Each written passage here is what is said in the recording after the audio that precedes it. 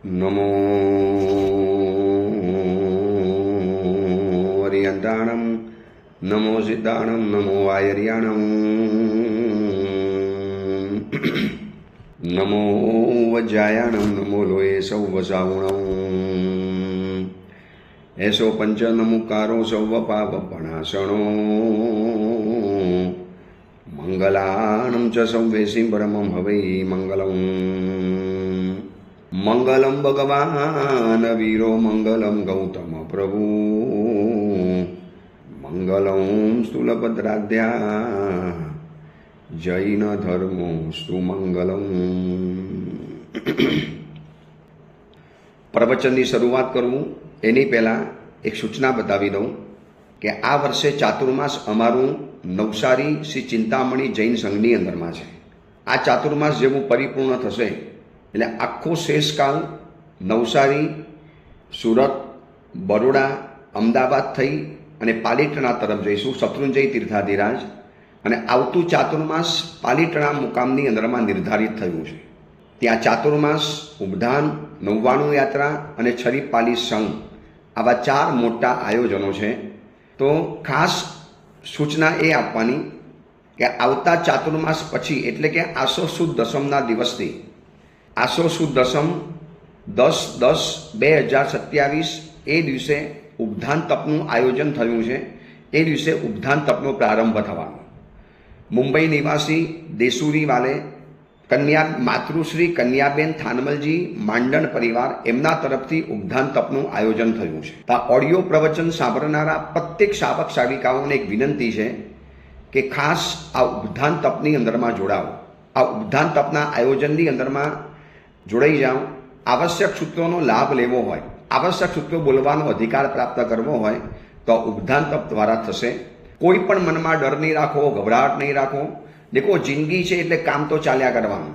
કામનો તો ક્યારે અંત નહીં આવવાનો. એ કામની વચનીમાં જ આપણે આપણી આરાધના માટેનો સમય કાઢી લેવાનો. તો આવી સરસ મજાની ઉબધાન તપની આરાધના થવા જઈ રહેલી છે. એક જ પરિવારે સંપૂર્ણ ઉબધાનનો લાભ લીધો છે અને એટલી બધી એમની ભાવના છે કે ગુરુદેવ 500 જણા 700 જણા ઉબધાનમાં લાવો. અમારે બહુ મોટા પાયે ઉબધાન કરાવવા છે. તો આ ઓડિયો પ્રવચન સાંભળનારા બધાને કહું છું કે સાથે એક લિંક મોકલી છે. એ લિંકની અંદરમાં તમે જોડાઈ જાઓ. એમાં તમારું ફોર્મ ભરી લેજો, ઓનલાઈન ફોર્મ, અને આજથી જ નક્કી કરી દો. અને યાદ રાખજો, ભલે ઉબધાન કરવા છે આવતા વર્ષે, હજી બરાબર 1 વર્ષની વાર છે. બરાબર 1 વર્ષથી પણ કદાચ વધુ સમય. આવતી આસો સુદ દસમ, હજી આ આસો સુદ દસમ તો હવે આવશે.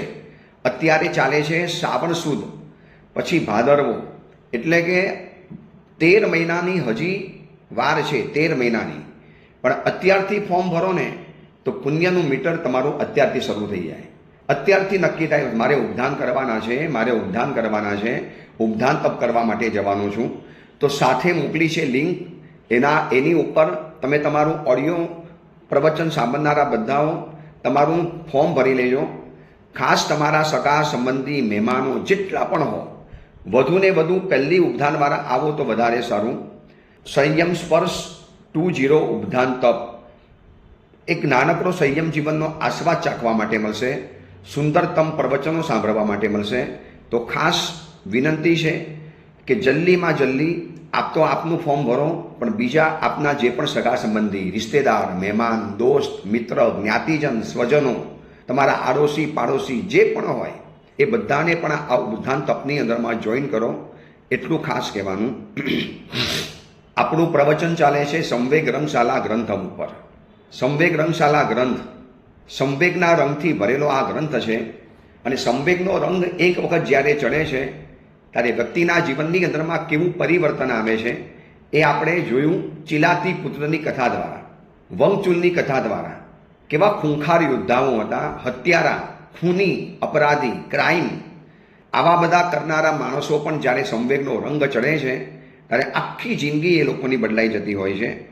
તો હવે એની અંતિમ આરાધના કરવા માટે જ્યારે એક મહસેન મુનિવાર ઉદ્યત થયા છે અને ગૌતમ સ્વામીજીને જ્યારે પૂછે છે કે ગુરુદેવ, ભલે આખી જિંદગી તો આરાધના કરી, પણ અંતિમ સમય સુધી પણ મારી આરાધના અખંડ ચાલે, તો એના માટે મારે શું કરી શકાય?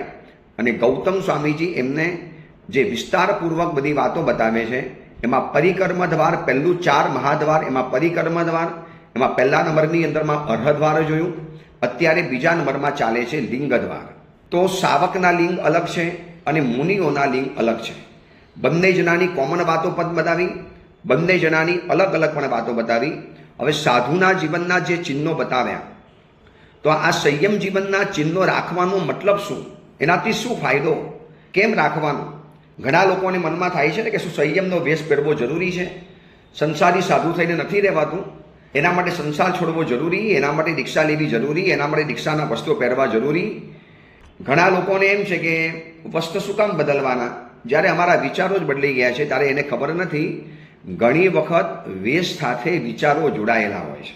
જેવી ચીજ હાથમાં આવે ને એવા પ્રકારના ભાવ અંદરમાં પેદા થાય. બંદૂક હાથમાં આવે સીધી આમ દબાવવાનું મન થાય, ચરોરો હાથની અંદરમાં આવે તો પૂંજવાનું મન થાય. તો સાધુઓના લિંગ અલગ હોય, ગૃહસ્થોના લિંગ અલગ છે. હવે મુનિ ભગવંતોને મુપત્તિ આદિ જે વસ્ત્રો રાખવાના છે, સાધુ જીવનના જે ઓળખના જે પ્રતીક છે, એનું શું પ્રયોજન અને એનાથી શું લાભ થાય? તો પહેલા નંબરમાં બતાવે છે કે મુખ વસ્ત્રિકા, જે શરીરથી ઉપરના બધા ભાગને પૂંજવા માટે કામ લાગે છે, વાયુની સુરક્ષા માટે કામ લાગે, ધૂળથી બચવા માટે કામ લાગે. હવે જે રજોહરણ છે, તો ગમણા ગમણે કરવું, જવું આવવું, ઊભા રહેવું, પૂંજવું, પ્રમાજવું, વસ્તુ લેવી, વસ્તુ મૂકવી, સૂઈ જવું, પાસા બદલવા, પડખા બદલવા, કરવટ બદલના. પડખું બદલવું એટલે કરવટ બદલના. આ બધું જે કરવું છે ને, તો એના માટે પ્રમાજના માટે રજોહરણ કામ લાગતું હોય છે. કેટલાક એવા જીવદયાની પરિણતિવાળા મુનિ ભગવંતો હોય છે કે આ ઓઘાનો એટલો બધો ઉપયોગ કર્યો હોય, ઓઘાની સાથે એટલો બધો તાલમેલ જોડેલો હોય ને કે લોકો આમ સૂતા હોય ને તો પણ હાથની અંદરમાં ઓઘો હાથમાં હોય. પોતે ઊંઘમાં છે પણ એટલી બધી સંસ્કાર, એટલા બધા પરિણતિ, એટલી બધી અંદરમાં ગાઢ છાપ થઈ ગઈ છે આ ઓઘાને સાથે રાખવાની કે ઊંઘની અંદરમાં પણ પડખું બદલે તારે પૂંજી પ્રમાજીને બદલતા હોય છે. આ ઓઘો એના માટે કામ લાગે. પછી આગળ બતાવ્યું કે સાધુના લિંગ શું છે, તો કે શરીરને ચોરવું, સ્નાન કરવું, ઉદવર્તન, કેસ દાઢીને સમારવા, એટલે કે શેવિંગ વગેરે કરવું, આ બધું જ સાધુ જીવનની અંદરમાં નથી હોતું. આ બધું જ પરસેવાથી યુક્ત હોય. આવું બધું જે પણ હોય આ બધું જ કરવાનું હોય છે. હવે સૌથી મહત્વની વાત એ બતાવે છે કે સાધુ જીવનની અંદરમાં પરિગ્રહ તો અલ્પ હોય, તો મસ્તક ઉપરના વારનો પણ પરિગ્રહ નથી કરવાનો. એટલે અહીંયા ઘણાને મનમાં થાય કે શું સાધુ જીવનમાં લોચ કરવો જરૂરી છે? આજે એવા કેટલાય મુમુક્ષુઓ છે, સંયમ જીવન લેવું છે પણ એક આ લોચના ડરથી કદાચ ઢીલા પડતા હોય છે. તો લોચ કરાવવાના કેટલા બધા ફાયદા છે એ આ સંવેગ રંગશાલા ગ્રંથમાં આપણને બતાવે છે કે લોચ કરવાના કેટલા બધા ફાયદા. લોચ કરવાથી શું ફાયદો થાય, લોચ કરવાથી શું શું અંદરમાંથી પેદા થતું હોય છે. તો પહેલા નંબર બતાવ્યું છે કે મહાસાત્વિકતાનું પ્રગટીકરણ થાય છે. આ લોચ કરાવવો કોઈ ખાવાના ખેલ નથી. નાની ઉંમરના મુનિ ભગવંતો હોય, 8 વર્ષના મુનિ ભગવંતો હસતા હસતા લોચ કરાવે અને કહી દે આજે મારા કર્મોના ફટાકડા ફૂટ્યા, આજે મેં કર્મોનો ચિકાર નિજા કરી નાખી. એક માથા ઉપરથી ઉમરી ચામડીમાંથી માથામાંથી જ્યારે બહાર નીકળતા હોય, કાઢનારા વ્યક્તિ પણ ડરે અને બાલ મુનિ કે સાહેબ લઈ લો, સાહેબ વાર ઉતારો, સાહેબ કરો લો જ, મારી ચિંતા નહીં કરતા, હું બધી રીતે સહન કરવા તૈયાર છું. કેટલું મોટું મહાસત્વનું પ્રતીક કહેવાય છે. માથાના વાર કોઈ ખેંચે ને તો માણસ ચિલ્લા ચિલ્લી કરી ઉઠે, રાડારાડ કરી ઉઠે, અકળાઈ જાય. જ્યારે સ્વેચ્છાએ આવા મુનિ ભગવંતો માથાના વાર જ્યારે લોચ કરે છે, આ એક જીન શાસનની મહાન પ્રક્રિયા છે. આ લોચનું કેસનું લૂંચન કરવું એ જૈન પરંપરા સિવાય તમને કોઈ પણ જગ્યાએ જોવા માટે નહીં મળે. અજૈન સંન્યાસીઓ છે, અજૈન મુનિઓ છે, અજૈન સંતો છે, પણ એ બધાને પણ વાર લોચ કરવાની કોઈ પ્રક્રિયા નથી. માત્ર ને માત્ર જીન શાસનમાં આ અદ્ભુત મહાસત્વશાળી પ્રક્રિયા છે. આનું સાંભળતાની સાથે લોકોના મસ્તકો ઝૂકી પડે. અમે જ્યારે કોઈને વાત કરીએ ને કે અમે બધાના માથાના વાર ખેંચીને કઢાવીએ, દાઢી મૂછના વાર ખેંચીને કઢાવીએ, જાણે એને 100 વોલ્ટનો ઝટકો લાગ્યો હોય ને એવો ઊભો થઈ જાય જગ્યા ઉપરથી કે ન હોઈ શકે, આ કેવી રીતે શક્ય બને? માથાના વાર ખેંચાવી નાખવાના અને હસતા હસતા કરાવે. દર વર્ષે સંયમ જીવન લેનારા મુનિ ભગવંતો અને સમણ સમણીય ભગવંતોની સંખ્યા વધે છે અને એ લોકો જ્યારે પ્રથમ લોચ કરાવે પહેલો લોચ, જીવનનો પહેલો લોચ, માથાની અંદરમાં ચિકાર પ્રમાણમાં વાર હોય, પછી ધીરે ધીરે ધીરે વાર ઘટે. પણ શરૂઆતમાં તો માથામાં વારના જથ્થા હોય, જાણે આખું એક જંગલ ઊભી હોય, ઘાસનું જંગલ કેવું ઊભી હોય એમ વારનું જંગલ ઊભી હોય. અને એમાંથી ધીરે ધીરે ચપ્પર મુનિવર એક એક ચપટી લેતા જાય, ઉપર રાગ ભભરાવતા જાય અને લોચ કરતા જાય ને એ દ્રશ્ય જોનારાની આંખમાં પણ આંસુ સરી પડે છે. ઘણા જોવા માટે આવે, એના રૂવાડા ખડા થઈ જાય કે સાહેબ આપ કેવી રીતે કરી શકો છો, આપ કેવી રીતે સહન કરો છો. 8 વર્ષ, 9 વર્ષ, 10 વર્ષ, અરે 80 વર્ષના પણ કોઈ વયોવૃદ્ધ વ્યક્તિ દીક્ષા લે, એના માટે પણ લોચ કરવો એ કમ્પલસરી છે. આ સોમદેવ રંગશાલા ગ્રંથની અંદરમાં લોચ કરવાના ફાયદા બતાવે છે. એમાં પહેલો ફાયદો બતાવ્યો, મુનિનું આ લિંગ છે, મુનિનું આ ચિહ્ન છે કે વાર કપાવે નહીં, કેસ લૂંચન, હાથ દ્વારા કેસ લૂંચે, વાર ચૂંટી લે તો મહાસાત્વિકતાનું પક્કીકરણ કહેવાય. બીજા નંબરનો ફાયદો એ છે કે જીનેશ્વર પરમાત્માની આજ્ઞાનું બહુમાન છે, એ આજ્ઞાનું પાલન રૂપે બહુમાન છે. દેખો કેટલું વખત છે ને પાલન ખાલી માનીને હોય કે હું પ્રભુની આજ્ઞાને માનું છું, આ પ્રેક્ટિકલ આજ્ઞાનું પાલન છે. બહુમાન રૂપે લોચ કરાવીને પરમાત્માની આજ્ઞાનું પાલન કરે છે. પ્રભુ કહીને ગયા છે કે શરીરને કષ્ટ આપવું એનાથી કર્મો ખપે, અને આ લોચ કરવા જેવું મહાકષ્ટ કદાચ આ દુનિયામાં બીજું કોઈ નહીં હોય. તમે કોઈને કહો સંસારી માણસને હું તને 10 લાખ રૂપિયા આપીશ, ભાઈ હું તને લાખો રૂપિયા આપવા તૈયાર છું, તો એક વખત માથાના બધા વાર છૂટાવીને બહાર કાઢ હાથ દ્વારા. બોલો કહી દે તારે જેટલા પૈસા આપવા હોય એટલા આપ, ન આપો તો તું જાણે, પણ આવું બધું કંઈ કષ્ટ મારાથી સહન ન થાય. ખાલી આ પ્રવચન સાંભળો છો ને, ખાલી માથાના 2 વાર તોડીને બતાવજો, મસ્તકમાંથી પીડા થશે. દેખો એ મુનિ ભગવંતની લોચ કરવાની પણ એક કરામત હોય, લોચ કરવાની પણ એક આવડત હોય. લોચ કરનારા એક માસ્ટર મુનિ ભગવંતો હોય, માસ્ટર સમણી ભગવંતો હોય, અને એ લોકો જે લોચ કરે ને ભલે પીડા થોડીક ઓછી થાય, પણ જે પીડા થવાની છે તો થવાની છે. એક સાથે હજારો કીડી ચટકા મારે અને એવી જે પીડા થાય ને એવી પીડા કદાચ લોચ કરતા થાય, પણ છતાં પ્રસન્ન ચહેરે, હસતા બદને. કેમ તો કે પરમાત્માની આજ્ઞાનું પાલન બહુમાન રૂપે કરું છું, આચરણ રૂપે કરું છું. પછી ત્રીજા નંબરનો ફાયદો એ છે કે દુઃખોને સહન કરવા. પણ નરક નિગોદની અંદરમાં કેટલા બધા દુઃખોને સહન કર્યા, પારાવાર દુઃખોને સહન કર્યા. એની સામે તો અહીંયા કેટલા દુઃખો સહન કરવાના છે. તો એ નરક નિગોદની અંદરમાં જે દુઃખો સહન કર્યા છે એ બધા પરાધીનતાથી સહન કર્યા, અનિચ્છાએ સહન કર્યા, રડતા રડતા સહન કર્યા. જ્યારે આ લોચ છે હું સ્વેચ્છાએ કરું છું, મારી ઈચ્છાથી, કોઈ મને પરાણે નથી કરાવતું, હું મારી સ્વેચ્છાએ દીક્ષા લીધી છે અને મારી સ્વેચ્છાએ, મારી પોતાની ઈચ્છાપૂર્વક, મને કોઈ બળજબરી નથી, કોઈ મને ધાક ધમકી નથી, અને એ રીતે લોચ કરાવે એ દુઃખોને સહન કરવાનું છે. આ સંસારમાં કોઈ દુઃખો સહન કરવા તૈયાર નથી. જેટલી બને એટલી સગવડ અને સુખ સુવિધા ઊભી કરવાની. અરે અમારા સાધુ જીવનમાં પણ અમે ઘણી સગવડ ઊભી કરી, પણ 2 બાબતમાં સગવડ ક્યારે ઊભી થઈ શકે એમ નથી. એક તો વિહાર અને બીજા નંબરની અંદરમાં લોચ, આ કેસ લૂંચનની પ્રક્રિયા. આમાં શું ઓપ્શન હોઈ શકે? લોચ કરવાનું એટલે કરવાનો હોય. 4 ફિરકાની અંદરમાં લોચ કરવાની પ્રક્રિયા છે. શ્વેતાંબર પરંપરા, દિગંબર પરંપરા, સ્થાનકવાસી પરંપરા, તેરાપંથી પરંપરા, 4 ફિરકાની અંદરમાં બધા જ પ્રકારના મુનિ ભગવંતો અવશ્ય કોઈ વર્ષે 3 વખત કરાવે, કોઈ વર્ષે 2 વખત કરાવે, પણ વર્ષમાં 1 વખત તો કરાવવો જ પડે, કરાવવો જ પડે. સંવત્સરી પ્રતિક્રમણ પહેલા કેસ લૂંચન થઈ જવું જોઈએ, આવું કલ્પસૂત્રની અંદરમાં લખ્યું છે. એટલે દુઃખોને સહન કરવા પણ છે. નંબર 4, નરકાદી ભાવનાથી નિર્વેદ છે. સંસારની નરકની જે ભાવનાઓ કરો ને, નરકની આપણે દુઃખો વિચારીએ, નરકના દુઃખોની સામે તો આ દુઃખો કેટલા છે. નરકની અંદરમાં જે ભયંકર કષ્ટો સહન કર્યા છે એની સામે આ કષ્ટો તો કાંઈ નથી. નરક નિગોદના જે દુઃખોને આપણે સહન કર્યા છે એની સામે આ દુઃખો તો કાંઈ નથી. આવી ભાવનાઓ કરીને નિર્વેદ કરવાનો છે. આમાં પણ એ પણ ફાયદો થાય કે શરીરની સહન કરવાની કેપેસિટી વધે. નરક આદિ દુઃખોને સહન કર્યા છે એના દ્વારા મનની અંદરમાં એક સ્થિરતા અને સલામતી ઊભી થાય. પછી પૂર્વ કર્મ અને પશ્ચાત કર્મનો ત્યાગ થાય છે.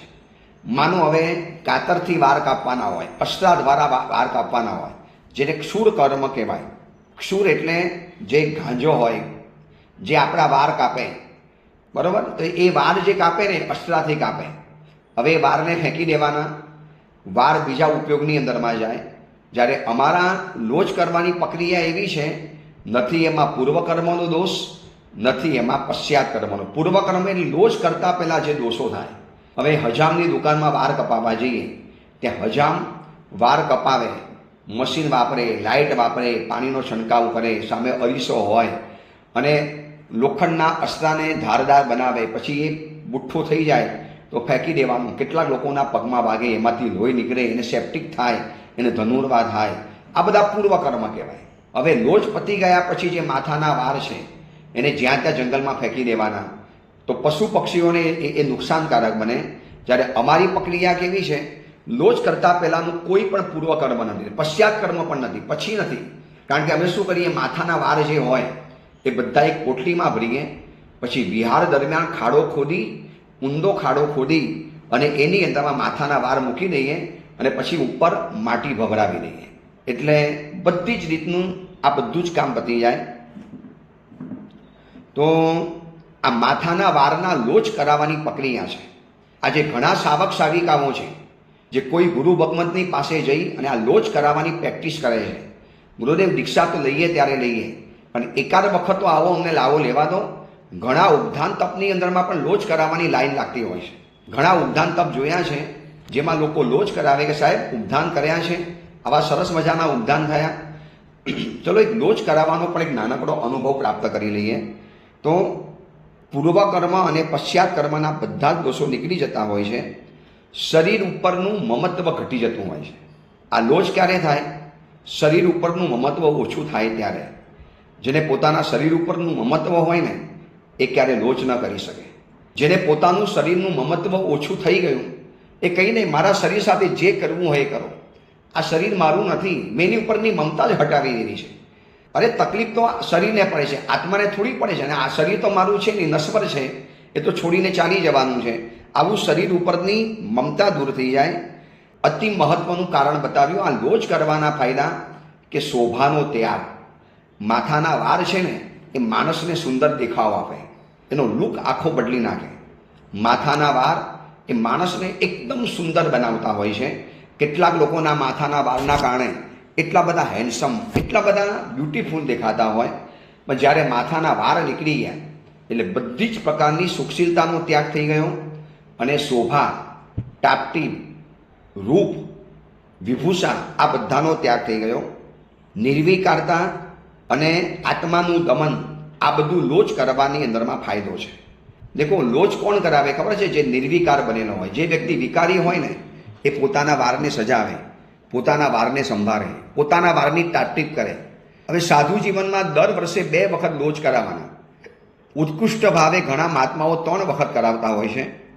અને આમ અત્યારે 6 મહિને, દર 6 મહિને લોચ કરવાનો આવે.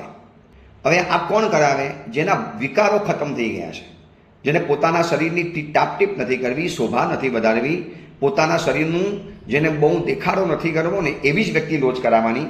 એટલે નિર્વિકારતા, આત્માનું દમન, આવા તો અનેક પ્રકારના ફાયદા છે લોચ કરાવવાની અંદરમાં.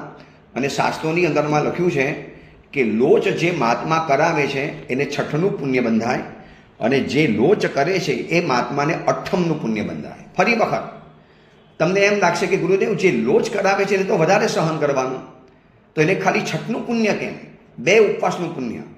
અને જે વ્યક્તિ લોચ કરે છે, તમને ખબર છે લોચ કરનારા મહાત્મા એટલા બધા પ્રેમથી, એટલી બધી સગવડથી એની કમર દુખી જાય, એમના હાથ તૂટી જાય. અરે કેટલાક લોકોના માથામાં તો આમ ગાઢ જંગલ હોય. શરૂઆતનો નવો દીક્ષા પર્યાય, પછી 1-2 વર્ષ થયા હોય, નવયુવાન ઉંમર હોય, એમાં બહેનોના તો વાર, સાધ્વીજી ભગવંતોના વાર તો ચિકાળ પ્રમાણની અંદરમાં હોય.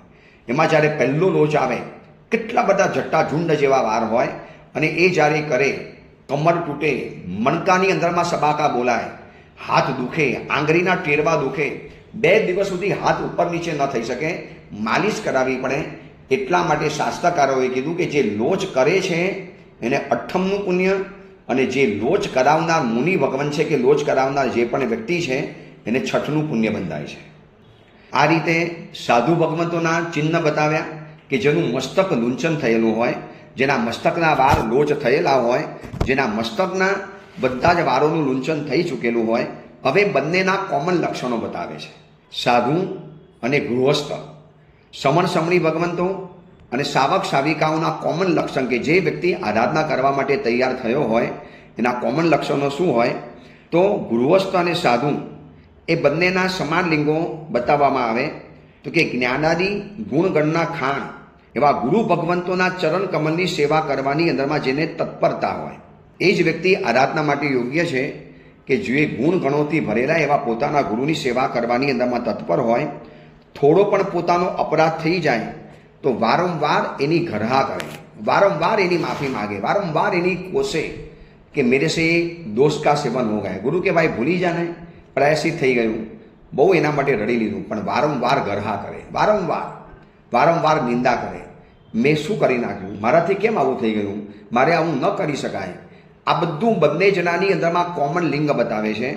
પછી સવિશેષ આરાધના કરવાની અંદરમાં રક્ત એવા ઉત્તમ મુનિવરોની કથા સાંભળવાની અંદરમાં જેને તીવ્ર રુચિ હોય, તીવ્ર ઈચ્છા હોય, એવા જે મોટા મહાત્માઓ થઈ ગયા, મેતારજ મુનિવર, ગસ્સુકુમાર મુનિવર ઇત્યાદિ જે મુનિવરો છે, જેમને કષ્ટોને સહન કર્યા, તીવ્રતમ તપ કર્યા, ઘોર કષ્ટોને સહન કર્યા, એ બધા જ ઉત્તમ મુનિવરોની કથા સાંભળવાની જેને રુચિ વારંવાર હોય, અને એમાંથી એ શીખે કે આ મુનિવરોએ આટલા બધા કષ્ટોને સહન કર્યા છે, તો મારે કષ્ટોને કેમ સહન નહીં કરવાના? હું કષ્ટને કેમ સહન ન કરી શકું? પછી અતિચાર રૂપી કાદવથી મુક્ત એવા એ લોકો મૂળ ગુણોની આરાધનાની અંદરમાં પ્રીતિવાળા હોય, ઉત્કૃષ્ટ ભાવે આરાધના કરવા, જે મૂળ ગુણ છે એની આરાધના કરવામાં જેને પ્રીતિ વધારે રહેલી હોય, પિંડ વિશુદ્ધિ વગેરે મુખ્ય ક્રિયાઓની અંદરમાં બદ્ધ લક્ષ્ય, એટલે જેનું બધું ટાર્ગેટ, બધું જ ગોલ, એકમાત્ર લક્ષ્ય એનું એક જ હોય, કોઈ પણ હિસાબે પિંડ વિશુદ્ધિ વગેરે મારી ચોખ્ખી હોવી જોઈએ, અને સ્વીકારેલું સંયમ જીવન મારું નિર્વધ્ય હોવું જોઈએ, અને મારું સાવક જીવન અતિચારોથી મુક્ત હોવું જોઈએ. આવા ગુણ ગણોથી ભરેલા જે પણ સાવક સાવિકા હોય, જે પણ મુનિઓ અને સમણી ભગવંતો હોય, એ બધા જ આરાધના કરવા માટે યોગ્ય છે. આ બધાના લિંગ બતાવ્યા કે આના દ્વારા ખબર પડે કે આ લોકો આવી આરાધના કરવા માટે તૈયાર થયા છે, આવી આરાધના માટે યોગ્ય થયા છે. હવે આવા ગુણગણવાળા એવા પણ મુનિઓ ક્રોધની અંદરમાં ફસાય, સંયમની પ્રેરણા કરનારા ઉત્તમ મુનિ ભગવંતો, ઉત્તમ ગુરુ ભગવંતો તરફ પણ દ્વેષ પેદા કરે છે, અને એ લોકો આ આરાધનામાંથી બહાર નીકળી પડતા હોય છે. આવા કેટલાય મુનિવરો છે કે શરૂઆતમાં બહુ ઉચ્ચ ભાવે હોય, એવા સાધકો ઉછળતા ભાવે આરાધના કરતા હોય, બહુ ઉછળતા ભાવે, અને પછી કોઈક એવી નાનકડી પલ આવી, કોઈક એવો સમય આવ્યો અને ગુરુ ઉપર દ્વેષ ઉત્પન્ન થયો, અને પોતાના જહાજ તુલ્ય ભવોદતી તારક ગુરુ ભગવંત ઉપર દ્વેષ ઊભો થઈ જાય, અને કેવા એ લોકો અયોગ્ય બનતા હોય છે એની કથા એક બતાવે છે. કથા છે કુલબાલક મુનિવરની, બહુ દીર્ઘ કથા છે, જાણવા જેવી કથા છે, માહિતીથી સમૃદ્ધ કથા છે. એટલે આ સંવેગ રંગશાલા ગ્રંથ એક એક દ્રષ્ટાંત સાથે બતાવશે. કદાચ ભલે કુલબાલક મુનિ જૂના જમાનાની અંદરમાં થઈ ગયા, પણ કોઈક પ્રકારના એવા અંશો જો આપણી અંદરમાં હોય તો આ કથા સાંભળતા આપણને પણ લાગશે કે જાણે આ કથા મારા માટે છે. તો અહીંયા કથા બતાવે છે કે બહુ જૂના સમયની વાત છે.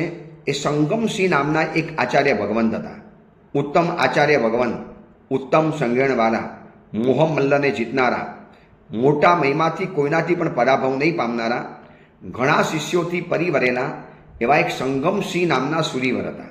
હવે આ સુરીવરને અનેક શિષ્યો, ઉત્તમ શિષ્યો, આ અનેક શિષ્યોની અંદરમાં એક પણ એક મુનિ હતો, પણ જે મુનિ સ્વભાવથી સ્વચ્છંદ, પોતાને મન ફાવે એવી રીતે કરવાનું, ઉગ્ર સંયમચર્યા પારે, દુષ્કર તપસ્યા કરે, પણ બધી પોતાની બુદ્ધિ પ્રમાણે, ગુરુ કે એ પ્રમાણે નહીં.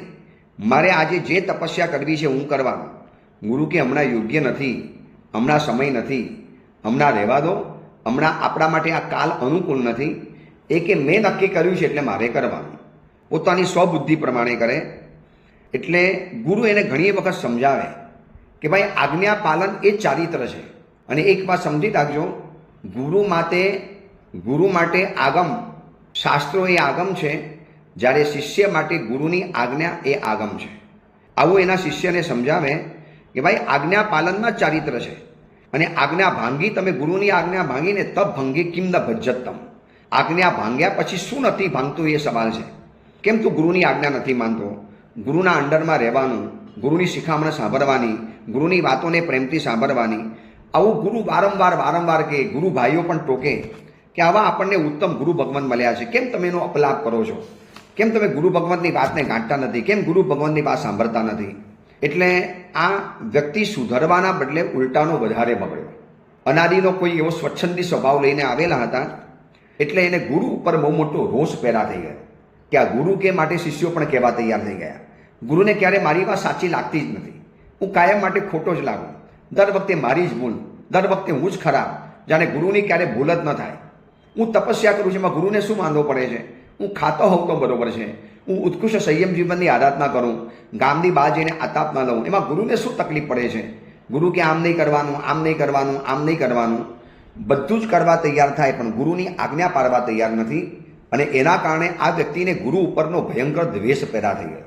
એક દિવસ ગુરુ ભગવંતની સાથે ગિરનાર તીર્થની યાત્રા કરવા માટે ગયા અને ગિરનાર તીર્થની યાત્રા કરતાં બંને જણા સાથે નીચે ઉતરે છે અને એ વખતે આ જે મુનિ હતો ને દુષ્ટ શિષ્ય, એને થયું કે અત્યારે આ ચાન્સ સારો છે. ગુરુ આગળ ચાલે છે અને આ દુષ્ટ શિષ્ય પાછળ ચાલે છે. આગળ ઉતરતા ગુરુ ભગવંતને જોઈને એના મનની અંદરમાં એક ભયંકર વિચાર પેદા થઈ ગયો કે આટલા બધી મોટી મોટી શિલાઓ છે આ પર્વત ઉપર, ચલો ને એકાદ શિલા ગબડાવીને ગુરુને કચડી મારું, ગુરુને ખતમ કરી નાખું એટલે કાયમ માટેની આ કચકચ બંધ થઈ જાય. શું રોજ સવારના પરમાં ઉઠીને ગુરુની કચકચ શરૂ થઈ જાય? આમ કેમ કર્યું ને આમ કેમ કર્યું ને આમ કેમ કર્યું ને આવી રીતે કેમ કર્યું? રોજ સવારના પરમાં ગુરુની આ કચકચ, યાર કોણ સહન કરે આ બધું? એટલે ખાલી વિચાર નથી આવ્યો, એને વિચારને અમલમાં મૂકી દીધો. બાજુમાં પડેલી મોટી શિલા, ચારેકોર મોટી મોટી શિલાઓ ફેલાયેલી હતી. ગુરુ આગળ નીકળે છે, થોડોક જાણી જોઈને ઓર વધારે પાછળ રહી ગયો. ગુરુ તો આગળ નીચે ઉતરતા જાય છે. આટલા મોટા ગુરુવર મળ્યા છે, મહિમાશાળી ગુરુ ભગવંત મળ્યા છે, અનેક શિષ્યોના ગુરુ ભગવંત મળ્યા છે, પણ મનની અંદરમાં ચાલનારો આ પાપી વિચાર એને એક મોટી શિલા થોડીક બહાર હતી એને અંદરમાં લઈ આવ્યો, પગથિયા ઉપર લઈ આવ્યો અને જોશથી શિલાને લાત મારીને ગબડાવી. શિલા ગબડતી એટલી બધી ફાસ્ટ, એટલી બધી નીચે ઉતરવા માંડી. બરોબર ગુરુની સીધી ઉપર શિલા જશે અને ગુરુ આખા નાખા કચડાઈ જવાના. પણ આ સંગમસિંહ આચાર્ય ભગવંત બહુ ચાલાક હતા, અનેક શિષ્યોના ગુરુ હતા, પ્રભાવી હતા, આગમ ગ્રંથોને ભણેલા હતા. એમને ખબર નહીં કયા જ્ઞાનથી કે કયા વિશિષ્ટ સમજણથી એમને એટલી ખબર પડી ગઈ કે પાછળ કંઈ ગડબડ ચાલે છે એટલે થોડુંક પાછળ એમને નજર ફેરવી. એમને ખબર નથી કે શિલા આવી રહેલી છે, પણ અચાનક જ બસ ખબર નહીં શું થયું અને પાછળ જોયું તો ગબડતી શિલા આવે છે અને પાછળ દુષ્ટ શિષ્ય હરખાય છે. ગુરુ કાચી સેકન્ડમાં સમજી ગયા કે આ શું રહેલું છે. બસ થોડાક અગર ગફલતમાં રહ્યા હોત ને, ગુરુ શિલા નીચે કચડાઈ ગયા હોત, એકદમ ઝપાટા બંધ, સ્ફૂર્તિથી, ચતુરાઈથી, ચપલતાથી સાઈડમાં આવી ગયા. શિલા તો આગળ નીકળી ગઈ, ગુરુ બાલ બચી ગયા. પરંતુ ગુરુ ભગવંતના હૃદયની અંદરમાં દુઃખ થયું અને કીધું, તારા મનમાં આવો પાપી વિચાર આવ્યો? તું ગુરુની હત્યા કરવા માટે માગતો હતો, તું ગુરુનું ખૂન કરવા માટે માગતો હતો. અચ્છા, હું તને કહું છું એ ગમતું નથી, તને એમ લાગે છે કે ગુરુ કહે છે મારા માટે ભૂલ છે. યાદ રાખજે, આ તારું દુષ્ટ પાપ, આ ગુરુ દ્રોહ, આ ગુરુનો વિશ્વાસઘાત, આ ગુરુની કરેલી ભયંકર આસાધના તને એવા ગોઝારા પરિણામ આવશે. યાદ રાખજે, આ તારું સંયમ જીવનમાંથી પતન, તને જે સંયમ ઉપર બહુ શોખ છે ને, ઉત્તમ સંયમ પાડું છું, બહુ તપસ્વી છું, ઘોર સંયમ જીવન પાડું છું, આ તારું સંયમ જીવન એક સ્ત્રી દ્વારા તારું ખતમ થવાનું અને સ્ત્રી દ્વારા તું પતન પામી અને બહુ ભયંકર હોનારતમાં તું નિમિત્ત બનવાનું. જા, તને મેં સમુદાયમાંથી બહાર મૂક્યો, તારે અહીંયાથી જ્યાં જવું હોય ત્યાં જઈ શકે. હવે આવા દુષ્ટ શિષ્યને મારી બાજુમાં ન રખાય. ગુરુના મોઢામાંથી નીકળેલા આવા શબ્દો કદાચ એનું ભવિષ્ય જેવું નિર્માણ થયું હશે અને એ શિષ્ય ત્યાંથી દૂર નીકળી ગયો. હવે એને મનમાં એટલું નક્કી કર્યું કે કોઈ પણ હિસાબે મારા ગુરુના વચન મિથ્યા કરું, ખોટા કરું. મને ગુરુએ શ્રાપ આપ્યો છે ને કે મારું સ્ત્રી દ્વારા પતન થવાનું, એવા જંગલમાં પહોંચી જાઉં કે જ્યાં કોઈ સ્ત્રીઓ જ ના આવે, સ્ત્રી શું કોઈ પુરુષ જ ના આવે એવા જંગલમાં પહોંચી જાઉં. કુલ બાલકની આ કથા જાણવા જેવી છે કે આટલી ઉત્તમ સંયમ જીવનની આરાધનામાં આવ્યા પછી પણ કેવા ભયંકર ગોઝારા પરિણામો આવી શકે છે એની વાત આપણે આગળ કરીશું. એ જ મંગલ કામના મંગલ ભાવના. જીનાગના વિરુદ્ધ કાંઈ પણ બોલાયું હોય તો મિચ્છામી